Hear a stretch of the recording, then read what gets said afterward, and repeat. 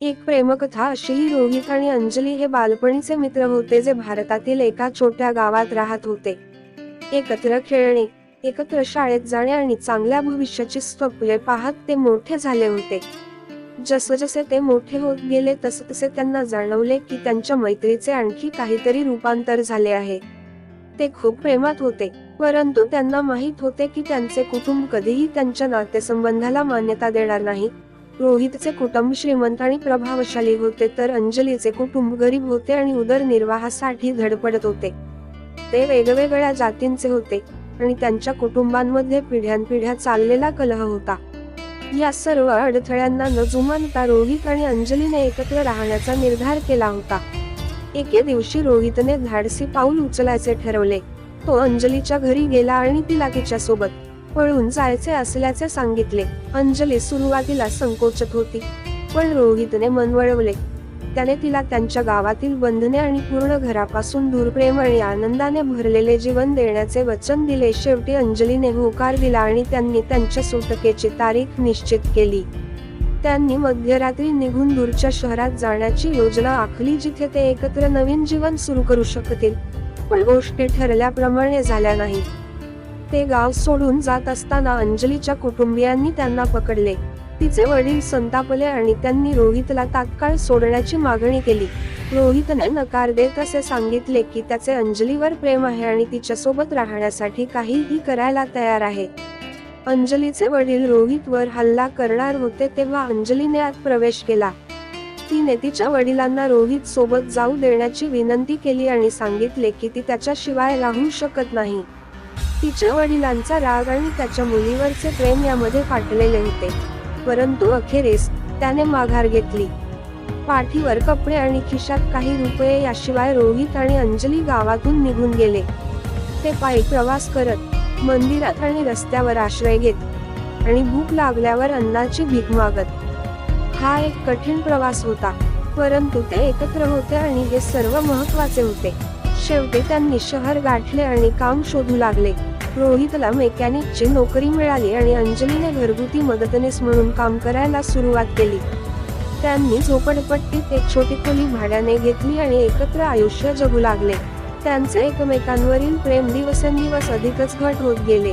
त्यांना अनेक आव्हानांचा सामना करावा लागला, पण त्यांनी कधीही आशा सोडली नाही. त्यांनी कठोर परिश्रम केले आणि चांगल्या भविष्याची स्वप्ने पाहत प्रत्येक पैसा वाचवला. त्यांना लग्न करून एक कुटुंब सुरू करायचं होतं, पण त्यांना माहित होतं की त्यांना आधी स्थिर जीवन निर्माण करायचं आहे. अनेक वर्षे गेली आणि रोहित आणि अंजलीच्या मेहनतीचे फळ मिळाले. रोहितने स्वतःचे मेकॅनिकचे दुकान सुरू केले आणि अंजलीला स्थानिक शाळेत शिक्षिका म्हणून नोकरी मिळाली. शेवटी ते एक छोटेसे घर घेऊ शकले आणि त्यांनी लग्न करण्याचा निर्णय घेतला. त्यांच्या कुटुंबियांनी तोपर्यंत समेट केला होता आणि ते प्रेम आणि क्षमाने भरलेल्या लग्नाला आले.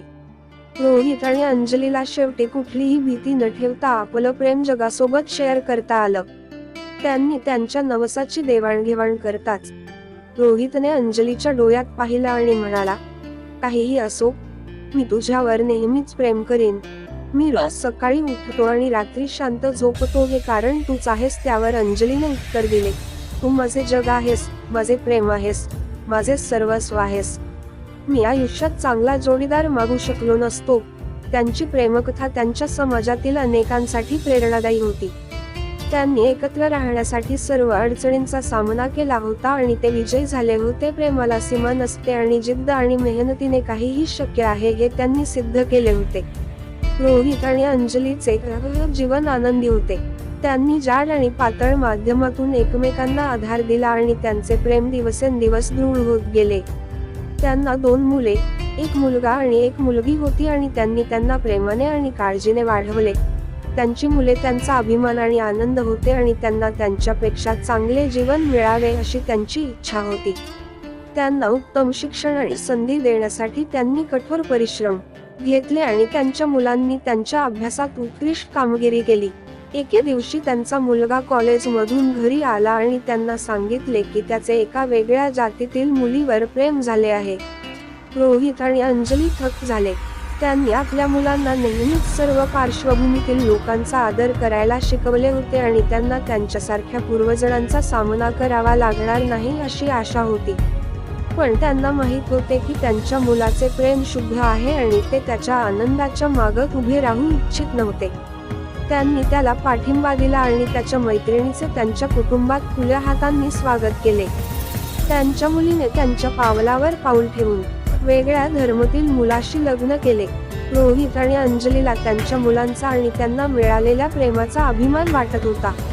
त्यांना माहित होते की त्यांच्या प्रवासामुळे त्यांच्या मुलांना अडथळे आणि पूर्वग्रह तोडण्यास मदत झाली आहे आणि त्याबद्दल ते कृतज्ञ आहेत. जसजसे ते मोठे होत गेले तसतसे रोहित आणि अंजलीला माहित होते की त्यांचा एकत्र वेळ मर्यादित आहे. ते एक दीर्घ आणि आनंदी जीवन जगले होते. प्रेम आणि आनंदाने भरलेले होते आणि पुढे जे काही येईल त्यासाठी ते तयार होते. त्यांच्या 50व्या लग्नाच्या वर्धापन दिनानिमित्त त्यांनी आपल्या नवसाचे नूतनीकरण एका भव्य सोहळ्यात केले. त्यांच्या मुलांनी आणि नातवंडांनी रोहितने अंजलीला बघितले आणि म्हणाला, इतक्या वर्षानंतरही तू माझ्या आयुष्यातील प्रेम आहेस. आम्ही एकत्र घालवलेल्या प्रत्येक क्षणाचा मी ऋणी आहे. अंजलीने उत्तर दिले, आणि अजूनही तूच आहेस जो माझ्या हृदयाचा ठोका चुकवतो. आम्हाला एकत्र आणल्याबद्दल मी दररोज देवाचे आभार मानते. कोणत्याही अडथळ्यावर मात करण्यासाठी त्यांची प्रेमकथा प्रेमाच्या सामर्थ्याच दाखवला होता. प्रेमाला कोणतीही सीमा, जात, धर्म, कोणताही पूर्वग्रह नसतो हे त्यांनी दाखवून दिले होते.